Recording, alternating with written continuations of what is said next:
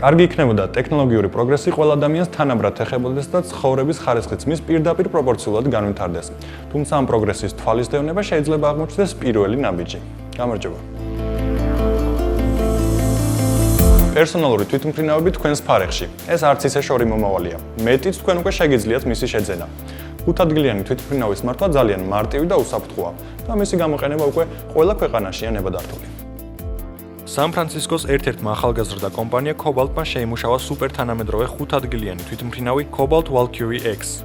როგორც კომპანიის გენერალურმა დირექტორმა დევიდ ლოურიმ განაცხადა, სტარტაპის მთავარი მიზანია შეიქმნას მაქსიმალურად უსაფრთხო და მარტივად სამართავი თვითმფრინავი, Apple-ისა და Tesla-ს დიზაინის საუკეთესო ტრადიციებით. Cobalt დაკავებულია კერძო თვითმფრინავების შექმნით და პროექტირებით. მოდელი Valkyrie X აგებულია იხვის სქემით, წინა დამოკლებული ფრთით და უკანა კუდის როტორით.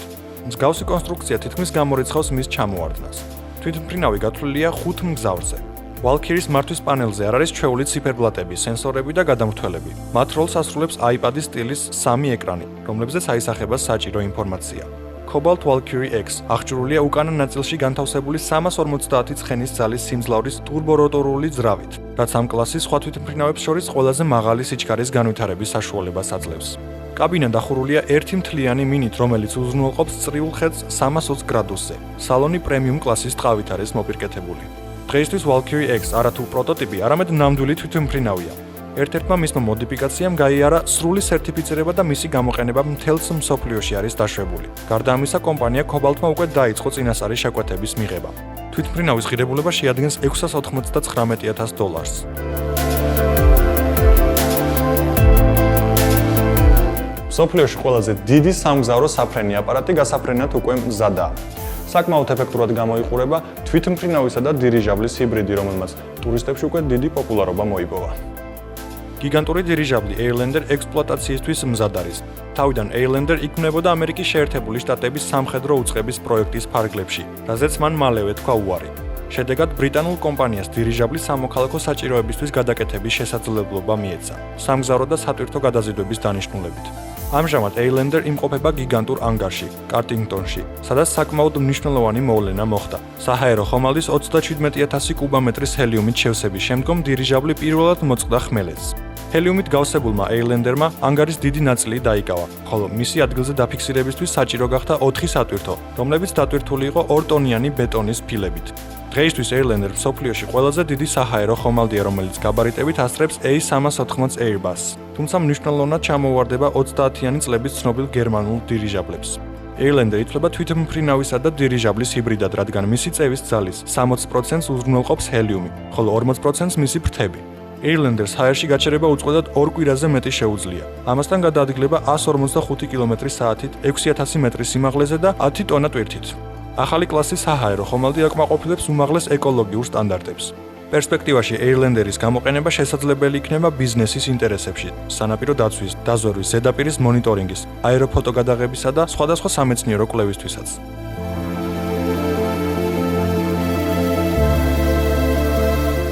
მაჯის საათი Fastwatch ძალიან სადა, ლამაზი და მარტივი ტექნოლოგიაა. კომპანია Sony უკვე დაიწყო მისი გაყიდვები, თუმცა პროდუქტის ფასი სულაც არ გამოიყურება სადად და ლამაზად. იაპონური კორპორაცია Sony-ს ქვედანაყოფი Fashion Entertainment მაჯის საათის Fastwatch-ის გაყიდვებს იწყებს. Gadget-ის მთავარ თავისებურებას წარმოადგენს ელექტრონული ქაღალდის ტექნოლოგიის გამოყენება. ამასთან ამ მეთოდით შესრულებული არა მარტო ციფერბლატი, არამედ სამაჯურიც. ეს მოწყობილობის გარეგნული სახის შეცვლის შესაძლებლობას იძლევა ღილაკზე ერთი დაჭერით. ელექტრონული ქაღალდის ტექნოლოგიის გამოყენების წყალობით მიიღწევა ავტონომიური მუშაობის მეტი ხანგრძლივობა. საქმე იმაშია, რომ ეკრანი და სამაჯური ენერგიას ხარჯავს მხოლოდ გამოსახულების გადახატვის მომენტში. აცხადებენ, რომ მოწყობილობა დატენვის გარეშე იმუშავებს 2 თვემდე. აღსანიშნავია, რომ Fastwatch ეს მხოლოდ საათია და არა smart ქრონომეტრი, რომელსაც შეუძლია ფიტნეს ტრეკერისა და smartphone-დან შეტყობინებების ამსახველი მოწყობილობების ფუნქციების შესრულება. აცხადებენ, რომ Fastwatch-ის გაყიდვა დაიწყო 21 ნოემბერს. Gadget-ის ღირებულება შეადგენს $240.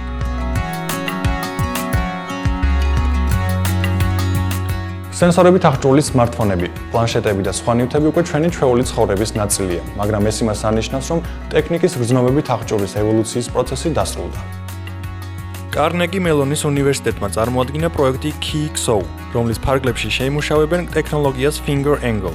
ის წარმოადგენს Force Touch-ის ან 3D Touch-ის ლოგიკურ გაგრძელებას Apple-ის ტექნიკაში და შეუძლია იმის განსაზღვრა, თუ რა კუთხით მდებარებს მომხმარებლის თითი ეკრანთან მიმართებაში და რა მიმართულებით მოძრაობს ის. რაში მდგომარეობს ამ ტექნოლოგიის სარგებელი? ახლა გამოსახულების მოტრიალების ან მასშტაბირებისთვის საჭიროა 2 თითი, ხოლო Finger Angle-ის გამოყენებისას ერთით საკმარისი იქნება. გარდა ამისა, პატარა ეკრანის მქონე მოწყობილობებზე თითის დატრიალებით შესაძლებელი იქნება ყველანაირი მოქმედების შესრულება, ხმის აწევ-დაწევა, მუსიკის გადახვევა, მაღვიძარის დროის დაყენება, ფოტოსურათის ზუმირება და ასე შემდეგ. თავისთავად Finger Angle-მა შესაძლოა გამოყენება ჰპოვოს მობილურ თამაშებშიც. სწორედ თამაშებში თვალსაჩინო გახდება ამ ტექნოლოგიის სრული პოტენციალი. ყველაზე კარგი კი ის არის, რომ ტექნოლოგია Finger Angle-ის გამოყენება შესაძლებელია უკვე არსებულ ტექნიკაზე. საკმარისია მხოლოდ smartphone-ის პლანშეტის ან smart საათის პროგრამული უზრუნველყოფის განახლება. KeyXO იმედოვნებს, რომ ტექნოლოგია Finger Angle გამოყენებას პოვებს Android-ისა და iOS-ის ბაზაზე მომუშავე მოწყობილობებზე. სავარაუდოდ მისი ინტეგრირება ოპერაციულ სისტემაში მოხდება დრაივერების დახმარებით. ესე იგი, მის უკვე არსებულ гаджеტებში დანერგვას შეძლებენ მხოლოდ მწარმოებლები. ექნება თუ არა მათ ამის სურვილი დამოკიდებულია იმაზე, თუ რა პირობით მოახდენს KeyXO ამ ტექნოლოგიის ლიცენზირებას. გამორიცხული არ არის, რომ მას იყიდის რომელიმე ერთი კომპანია და გამოიყენებს მას თავისი მოწყობილობის ერთ-ერთ თავისებურებად. 2017 წლიდან შოტლანდიაში სახლებს ელექტროენერგიით ქარის ელექტროსადგურები მოამარაგებს.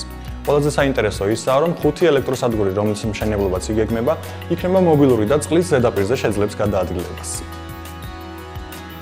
შოტლანდიის მთავრობამ და ნორვეგიულმა ნავთობმომპოვებელმა კომპანია Statoil-მა გააფორმეს ხელშეკრულება 5 ცალი 6 მეგავატის სიმძლავრის ქარის ტურბინის მშენებლობაზე, რომლებიც განთავსდება მცურავ პლატფორმაზე შოტლანდიის ჩრდილო-აღმოსავლეთ სანაპიროდან 25 კილომეტრში, ქალაქ პიტერჰედთან ახლოს.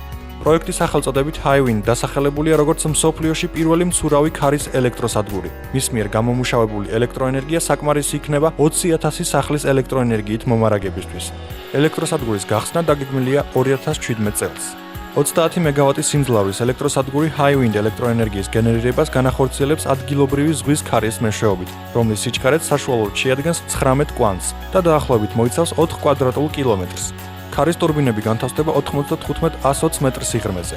სურვილისამებრ, ქარის ტურბინების გადაადგილება უპრობლემოდ არის შესაძლებელი ნაპირიდან უფრო ღრმა ადგილებში, რადგან მისი ღერძი არა ფსკერზე, არამედ მცურავ პლატფორმაზე მაგრდება. ასეთი მობილურობა ბევრ შესაძლებლობას იძლევა. პირველ რიგში, ასეთი მცურავი ელექტროსადგურები არავის გააღიზიანებს თავისი ვიზუალით. გაგიკვირდებათ, მაგრამ სანაპიროს მოსახლეობა ხშირად წუხს ამ საკითხზე. მეორეც, მობილურობა ნიშნავს მათი სანაპიროს მოშორებით გადატანის შესაძლებლობას, სადაც ქარი უფრო მნიშვნელოვნად ძლიერია, ვიდრე სანაპირო ზონებში. მცურავი ქარის ტურბინების ტექნოლოგიის შემუშავების პროცესი მიმდინარეობს 6 წელი.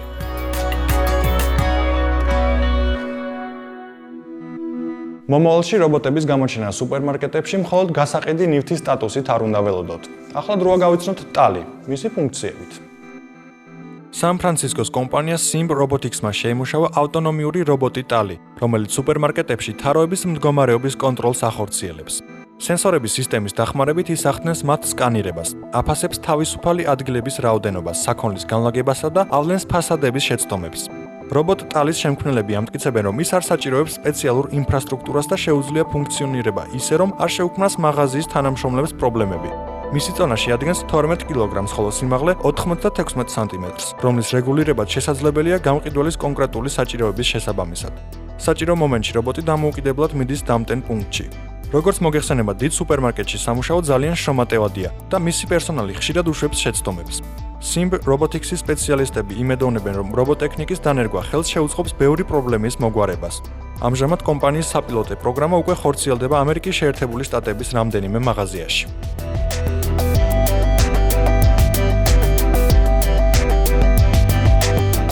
ფანტასტიკური ჟანრის ფილმებიდან ბევრი იდეა მეცნიერებმა რეალობად აქციეს და ეს ტენდენცია გრძელდება. ახლა ვარსკვლავური ომების ჯერი დადგა და სხიურმა ხმალმა რეალურ სამყაროში გადმოინაცვლა. ვარსკვლავური ომების გმირის ლუკ სკაიუოკერის სხიური ხმალი როგორც ჩანს რეალობად იქცევა. ამერიკის შეერთებული შტატების სამხედრო საჰაერო ძალების სპეციალისტებმა კომპანია Energetic Materials and Products-თან ერთად შეიმუშავეს პორტატული მოწყობილობა ბოქლომებისა და 1.5 დუიმამდე სისქის ფოლადის საგნების გასაჭრელად. პროექტის ერთ-ერთ ხელმძღვანელის ქიმიკოს სტეფან ჯონსონის თქმით, Tech Torch-ის შემუშავებისას გამოყენებული იყო ქიმიისა და ფიზიკის სფეროში უახლესი მიღწევები. მოწყობილობის სიგრძე შეადგენს 33 სანტიმეტრს, დიამეტრი დაახლოებით 4 სანტიმეტრს, წონა 450 გრამს. კარტრიჯის შიგნით მდებარეობს ტერმიტის შემცვლელი ნარევი, რომელიც წვის დროს ქმნის 2200 ცელსიუს ტემპერატურას. ამასთან წვის პროდუქტები გამოიდევნება გარეთ წნევის შედეგად სპეციალური საქშენის მეშვეობით ორ წამში და მყისიერად წვავს ნებისმიერ მეტალს. თავდაპირველად ჩირაღდანი იქმნებოდა სპეცსამსახურებისთვის, თუმცა დღეს უკვე საუბარია მის მშვიდობიან გამოყენებაზე, კერძოდ დაივერების ან სტიქიური უბედურების ზონაში მომუშავე სპეციალისტ მაშველების მიერ.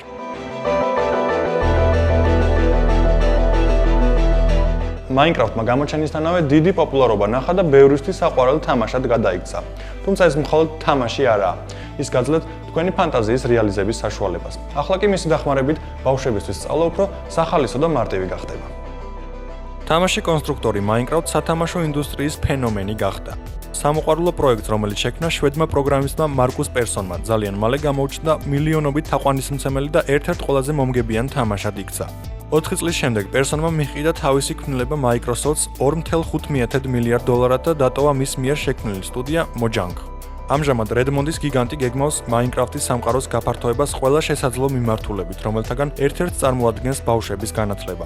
Minecraft-ისა და Code.org-ის პროგრამისტთა ერთობლივი პროექტი დაწყებითი კლასის ბავშვებს საშუალებას მისცემს შეისწავლონ ალგორითმებისა და პროგრამირების საფუძვლები თამაშ Minecraft-ის დახმარებით. სპეციალური რედაქტორი წარმოგვიდგენს თამაშიდან სცენას, რომლის ელემენტების მართვაც ბავშვებს შეეძლებათ სპეციალური პროგრამული ბრძანებებით, რომლებიც გამოიყურებიან როგორც მცირე ზომის ბლოკები. ისინი განთავსებულია განსაზღვრული თანმიმდევრობით, ხოლო შემდგომ პროგრამას ისინი მოყავს მოქმედებაში. მოცემული პროგრამა გათვლილია ბავშვებზე 6 წლის ასაკიდან. სწავლის პერიოდში მოცემული იქნება უამრავი სხვადასხვა ამოცანა, რომელთა ამოხსნაც შესაძლებელი იქნება განსაზღვრული ალგორითმების დაწყობით. ამასთან პროგრამა მოიცავს უამრავ გაკვეთილს, იმისთვის რომ მომხმარებელმა ადვილად აითვისოს პროგრამირების საფუძვლები და გაიგოს, როგორ მუშაობს მისი საბაზისო მექანიზმები. ნებისმიერ მსურველს შეუძლია პროგრამასთან წვდომა მის ოფიციალურ ვებ გვერდზე.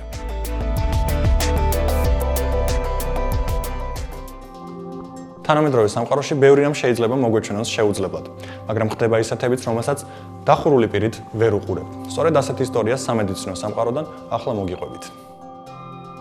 ნიკოლას კეიჯისა და ჯონ ტრავოლტას მონაწილეობით ფილმ უსახოს სიუჟეტი უკვე აღარ გვეჩვენება ფანტასტიკის ჟანრად, რადგან სახის გადანერგვა უკვე 10 წელზე მეტია დაწყებულია. თუმცა წლებთან ერთად ტექნოლოგია თანდათან იხვეწება, ხოლო ექიმები უფრო რთულ ოპერაციებზეც თანხმდებიან. თუმცა ყველაზე მოწინავე სახის გადანერგვა დღეისათვის შეიძლება ჩაითვალოს ამერიკელი მეხანძრის, პატრიკ ჰარდისონის შემთხვევა, რომელიც 2001 წელს ხანძრის ჩაქრობის დროს დაიწვა და სახე თითქმის მთლიანად დაკარგა. ნიუ-იორკის უნივერსიტეტის ლანგონის სამედიცინო ცენტრის ექიმებისგან შემდგარმა გუნდმა მიზნად დაისახა მთლიანად გადაენერგათ სახე 41 წლის მეხანძრისთვის. ამასთან იგეგმებოდა არა მარტო სახის, არამედ ყურების, სახის ვლების ნაწილის, ცხვირის, ქუთუთოების, ასევე სკალპის გადანერგვაც. დონორი გახდა 26 წლის მხატვარი დევიდ როუდბახი, რომელიც ველოსიპედით გადაადგილების დროს ავარიაში მოყვა და დაიღუპა. დევიდმა საკუთარი ნებით ანდერძად დატოვა თავისი სხეული, როგორც დონორი ორგანოების წყარო, ასე რომ სახის გადანერგვა სრული კანონის დაცვით განხორციელდა. მისმა გულმა, ღვიძლმა და თირკმელებმა ასევე გადაარჩინეს რამდენიმე ადამიანის სიცოცხლე. ურთულეს ოპერაციაში ჩართული იყო 100 ექიმის, ექთანისა და მომსახურე პერსონალისგან შემდგარი გუნდი. პროექტს ხელმძღვანელობდა ექიმი ედუარდო როდრიგესი, ხანს-იორგ ვისის სახელობის პლასტიკური ქირურგიის დეპარტამენტის ხელმძღვანელი.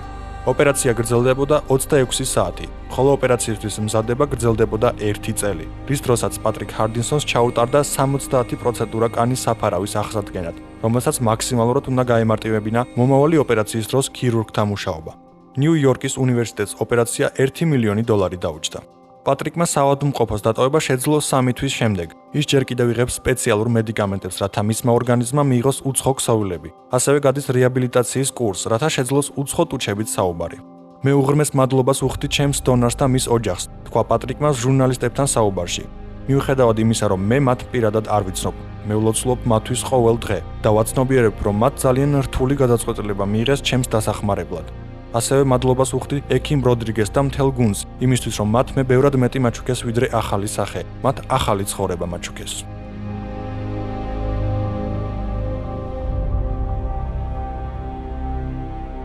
ამბობენ თუ ერთხელ ისწავლი ველოსიპედის ტარებას არასდროს დაგავიწყდება.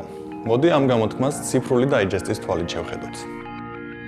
ველოსიპედის მართვის სწავლა 5-6 წლიდან ყველა შეუძლია.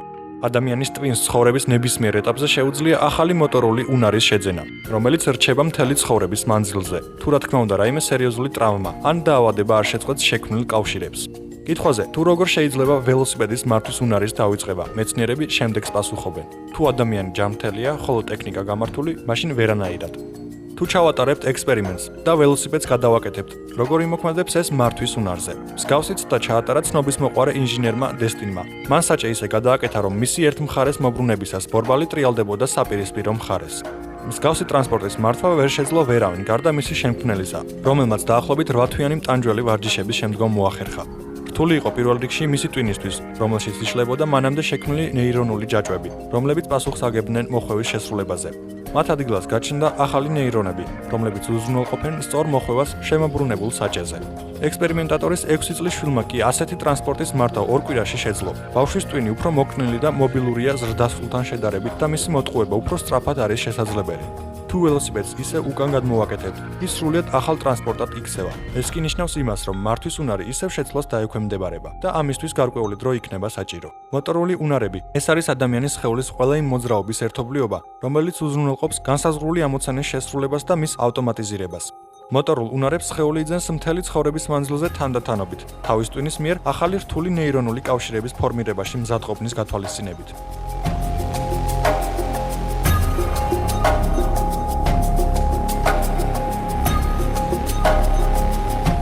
ციფრული დაიჯესტის სიახლეების მარაგი ამ კვირისთვის ამოიწურა. თუმცა 7 დღე სრულიად საკმარისია იმისთვის, რომ დავინტერესდეთ მორიგი ეპიზოდით. ნახვამდის.